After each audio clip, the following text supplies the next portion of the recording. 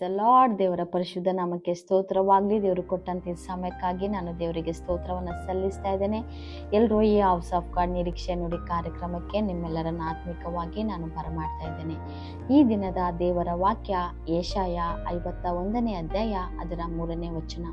ಈ ವಚನವು ಹೀಗೆ ಹೇಳುತ್ತೆ, ಯೆಹೋವನು ಚೀಯೋನನ್ನು ಸಂತೈಸುವನು, ಅಲ್ಲಿನ ಆಳು ಪ್ರದೇಶಗಳನ್ನೆಲ್ಲ ಸುಧಾರಿಸಿ ಕಾಡು ನೆಲವನ್ನು ಏದೇನು ಉದ್ಯಾನದಂತೆಯೂ ಬೀಳು ಭೂಮಿಯನ್ನು ಯೆಹೋವನ ವನದ ಹಾಗೂ ಕಳಕಳಿಸುವಂತೆ ಮಾಡುವನು.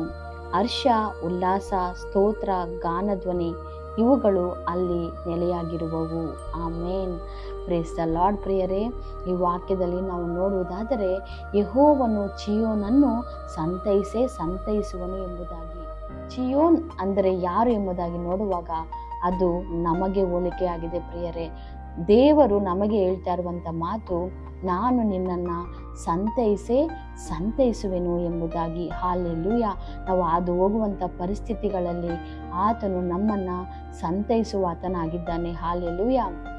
ಒಂದು ವೇಳೆ ನಮ್ಮ ಜೀವಿತಗಳು ಮುಂದಿನ ವಚನಗಳು ನಾವು ನೋಡುವುದಾದರೆ ಅದು ಯಾವ ರೀತಿ ಎಂಬುದಾಗಿ ನಾವು ನೋಡುವಾಗ, ಅಲ್ಲಿನ ಆಳು ಪ್ರದೇಶಗಳನ್ನೆಲ್ಲ ಸುಧಾರಿಸಿ, ಹಾಲೆಲೂಯ, ಹಾಳಾದಂಥ ಪ್ರದೇಶಗಳನ್ನು ಅಂದರೆ ಹಾಳಾದ ಜೀವಿತಗಳನ್ನು, ಹಾಳಾದ ಕುಟುಂಬಗಳನ್ನು, ಏನೇ ಒಂದು ಕಾರ್ಯ ನಮ್ಮ ಜೀವಿತದಲ್ಲಿ ಇದು ಹಾಳಾಯ್ತಲ್ಲ ಎಂಬುದಾಗಿ ನಾವು ಅಂದ್ಕೊಳ್ತಾ ಇದ್ದೀವೋ ಅದನ್ನು ಸುಧಾರಿಸುತ್ತಾನೆ ಎಂಬುದಾಗಿ ಇಲ್ಲಿ ದೇವರ ವಾಕ್ಯ ಹೇಳ್ತಾ ಇದೆ. ಪ್ರಿಯರೇ, ಹೌದು, ಹಾಳಾದ ಜೀವಿತಗಳನ್ನು ಮತ್ತೆ ಆತನು ತಿರುಗಿ ಕಟ್ಟುವುದಕ್ಕೆ ಆತನು ಶಕ್ತನಾಗಿದ್ದಾನೆ. ಹಾಲೆಲೂಯ.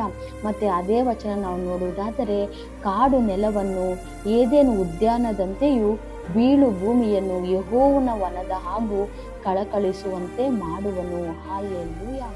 ನೋಡ್ರಿ ಪ್ರಿಯರೇ, ದೇವರು ಎಂಥ ಒಂದು ಒಳ್ಳೆ ದೇವರಲ್ವಾ. ಅಂದರೆ ಕಾಡು ನೆಲವನ್ನು ಆತನು ಏನು ಮಾಡುತ್ತಾನಂತೆ, ಒಂದು ಉದ್ಯಾನವನ ಮಾಡುತ್ತೇನೆ ಎಂಬುದಾಗಿ ದೇವರು ಹೇಳ್ತಾ ಇದ್ದಾನೆ. ಅಂದರೆ ಈ ಕಾಡು ನೆಲ ನೋಡೋದಾದರೆ, ಈ ಒಂದು ಬೀಳು ಭೂಮಿಯನ್ನು ನೋಡೋದಾದರೆ ಅಲ್ಲಿ ಯಾವುದೇ ಒಂದು ಸಂತೋಷ ಇರೋದಿಲ್ಲ, ಅಲ್ಲಿ ಯಾವುದೇ ಒಂದು ಸಮಾಧಾನ ಇರೋದಿಲ್ಲ, ಅಲ್ಲಿ ಬರುಡಾದ ಜೀವಿತಗಳಿರುತ್ತೆ. ಯಾವುದೇ ಒಂದು ರೀತಿಯಾದಂಥ ಒಂದು ಸಮಾಧಾನ ಆಗಲಿ, ಸಂತೋಷ ಆಗಲಿ, ಏನೇ ಒಂದು ಕಾರ್ಯಗಳು ಅಲ್ಲಿ ಹರ್ಷ ಆಗಲಿ, ಉಲ್ಲಾಸ ಆಗಲಿ ಏನೂ ಸಹ ಇರೋದಿಲ್ಲ. ಪ್ರಿಯರೇ, ನಾವು ಎಕ್ಸಾಂಪಲ್ ನಾವು ತೆಗೆದುಕೊಳ್ಳೋದಾದರೆ, ಒಂದು ಬೀಳು ಭೂಮಿಯನ್ನು ನೋಡಿದ್ರೆ ನಮಗೇನಾದರೂ ಸಂತೋಷ ಆಗುತ್ತಾ? ಆಗೋದಿಲ್ಲ. ಬರುಡಾದ ಭೂಮಿಯನ್ನು ನೋಡಿದ್ರೆ ನಾವು ಸಂತೋಷ ಪಡ್ತೀವಾ? ಸಂತೋಷ ಪಡಲ್ಲ. ಆದರೆ ಒಂದು ಉದ್ಯಾನವನ ನೋಡುವಾಗ ನಾವು ಅದನ್ನು ನೋಡಿದ ತಕ್ಷಣ ನಮ್ಮ ಮನಸ್ಸಿಗೆ ಏನಾಗುತ್ತೆ ಅಂದರೆ ಒಂದು ಸಂತೋಷ ಆಗುತ್ತೆ, ಒಂದು ಹರ್ಷ, ಒಂದು ಉಲ್ಲಾಸ ಆಗುತ್ತೆ. ಎಷ್ಟೋ ಜನರು ಕೆಲಸದ ನಂತರ ಸಂಜೆಯ ಸಮಯಗಳಲ್ಲಿ ನಾವು ನೋಡೋದಾದರೆ ಉದ್ಯಾನವನಗಳಿಗೆ ಹೋಗಿ ಸ್ವಲ್ಪ ಸಮಯವನ್ನು ಅವರು ಸ್ಪೆಂಡ್ ಮಾಡಿ ಬರೋದನ್ನು ನಾವು ನೋಡ್ತೇವೆ. ಯಾಕಂದರೆ ಅಲ್ಲಿ ಒಂದು ಮನಃಶಾಂತಿ ಇರುತ್ತೆ. ಅಲ್ಲಿ ಏನೋ ನಮಗೆ ಎಷ್ಟೇ ನೋವುಗಳಿದ್ರೂ ಅಲ್ಲಿ ಸ್ವಲ್ಪ ಸಮಯ ಕುಳಿತು ಆ ಹೂಗಳನ್ನೆಲ್ಲ ನೋಡುವಾಗ ಮನಸ್ಸಿಗೆ ನೆಮ್ಮದಿ ಅನಿಸುತ್ತೆ ಅಲ್ವಾ ಪ್ರಿಯರೇ? ಅದೇ ರೀತಿಯೇ ದೇವರು ಹೇಳ್ತಿರುವಂಥದ್ದು, ನಿನ್ನ ಜೀವಿತ ಈ ದಿನದಲ್ಲಿ ಕಾಡು ನೆಲವಾಗಿ ಇದೆಯಾ, ಒಂದು ವಿಧದಲ್ಲಿ ಬೀಳು ಭೂಮಿಯಾಗಿ ನಿನ್ನ ಜೀವಿತ ಇದೆಯಾ? ಆದರೆ ದೇವರು ನಿನಗೇನೆ ಹೇಳ್ತಾ ಇರೋವಂಥದ್ದು, ನಿನ್ನ ಜೀವಿತವನ್ನು ಆತನು ಉದ್ಯಾನವನದಂತೆ ಆತನು ಮಾಡುತ್ತಾನಂತೆ, ಯೆಹೋವನ ವನದಂತೆ ಆತನು ಮಾಡುತ್ತಾನಂತೆ, ನೀನು ಕಳಕಳಿಸುವಂತೆ ಆತನು ಮಾಡುತ್ತಾನೆ ಎಂಬುದಾಗಿ ದೇವರ ವಾಕ್ಯ ಹೇಳ್ತಿದೆ. ಹಾಲೆಲೂಯ. ನೀವು ನಜರೇತಿನ ಯೇಸುವಿನ ಮೇಲೆ ನಂಬಿಕೆ ಇಡುವುದಾದರೆ ಖಂಡಿತವಾಗಿ ನಿಮ್ಮ ಜೀವಿತಗಳನ್ನು ಆತನು ಕಳಕಳಿಸುವಂತೆ ಮಾಡುವಾತನಾಗಿದ್ದಾನೆ. ಆತನು ನಿಮ್ಮನ್ನು ಸಂತೈಸುವಂತೆ ಮಾಡುವಾತನಾಗಿದ್ದಾನೆ. ಆತನು ನಿಮ್ಮನ್ನು ಸುಧಾರಿಸುವ ದೇವರಾಗಿದ್ದಾನೆ. ನಿಮ್ಮ ಜೀವಿತಗಳಲ್ಲಿ, ನಿಮ್ಮ ಕುಟುಂಬಗಳಲ್ಲಿ ಆತನು ಹರ್ಷ, ಉಲ್ಲಾಸ, ಸ್ತೋತ್ರ, ಗಾನ ಉಂಟಾಗುವ ಹಾಗೆ ಆತನು ಮಾಡುವಾತನಾಗಿದ್ದಾನೆ. ಹಾಲೆಲೂಯ. ಪ್ರತಿ ಮನುಷ್ಯನಿಗೂ ಬೇಕಾಗಿರುವಂಥದ್ದು ಇದೇ ಪ್ರಿಯರೇ. ಅಂದರೆ ಅವನ ಜೀವಿತದ ಎಲ್ಲ ದಿನಗಳಲ್ಲಿ ಅವನು ಹರ್ಷವಾಗಿರಬೇಕು, ಉಲ್ಲಾಸವಾಗಿರಬೇಕು, ಸಂತೋಷವಾಗಿರಬೇಕು. ಎಷ್ಟೋ ಜನ ನಾವು ಇವತ್ತು ನೋಡುವುದಾದರೆ ಎಷ್ಟೋ ಐಶ್ವರ್ಯಗಳಿದೆ, ಎಷ್ಟೋ ಒಂದು ಅದ್ಭುತವಾದ ಮನೆಗಳಿದೆ, ಎಲ್ಲ ಸೌಕರ್ಯಗಳಿದ್ದರೂ ಸಹ ಅವರು ನೆಮ್ಮದಿಯಾಗಿ ನಿದ್ದೆ ಮಾಡಲು ಆಗುತ್ತಾ ಇಲ್ಲ, ನೆಮ್ಮದಿಯಾಗಿ ಸಂತೋಷದಿಂದ ಸುಖ ಸಮಾಧಾನದಿಂದ ಅವರು ಇರಲು ಆಗುತ್ತಾ ಇಲ್ಲ, ಅವರ ಕುಟುಂಬದ ಜೀವಿತಗಳನ್ನು ಅವರು ಅದನ್ನು ಸಂತೋಷದಿಂದ ಕಳೆಯಲು ಆಗುತ್ತಾ ಇಲ್ಲ. ಆದರೆ ನೀವು ದೇವರ ಬಳಿ ಬರೋದಾದರೆ, ಕರ್ತನ ಬಳಿ ಬರೋದಾದರೆ, ಆತನು ನಿಮ್ಮ ಜೀವಿತಗಳನ್ನು ಇದೇ ಪರಿಸ್ಥಿತಿಯಲ್ಲಿ ನೀವು ಹಾದು ಹೋಗ್ತಾ ಇದ್ದರೆ ನಿಮ್ಮ ಜೀವಿತಗಳನ್ನು ಆತನು ಬದಲಾಯಿಸಿ ನಿಮ್ಮ ಜೀವಿತಗಳು ಕಳಕಳಿಸುವಂತೆ ಮಾಡ್ತಾನೆ. ನಿಮಗೆ ಬೇಕಾದ ಹರ್ಷ, ಉಲ್ಲಾಸ ಎಲ್ಲವನ್ನ ದೇವರು ಕೊಡುವ ಆತನಾಗಿದ್ದಾನೆ. ಒಬ್ಬ ಮನುಷ್ಯನಿಗೆ ಬೇಕಾಗಿರುವಂಥದ್ದು ಇದೇ ಪ್ರಿಯರೇ, ಇದಕ್ಕಿಂತ ಹೆಚ್ಚಾಗಿ ಮನುಷ್ಯನಿಗೆ ಬೇರೆ ಏನೂ ಬೇಕಾಗಿಲ್ಲ.